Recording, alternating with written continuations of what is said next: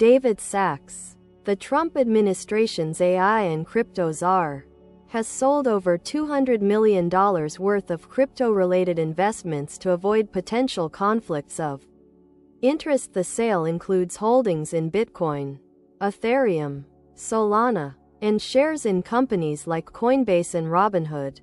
This move demonstrates the growing intersection of cryptocurrency and government policy, which could impact market dynamics.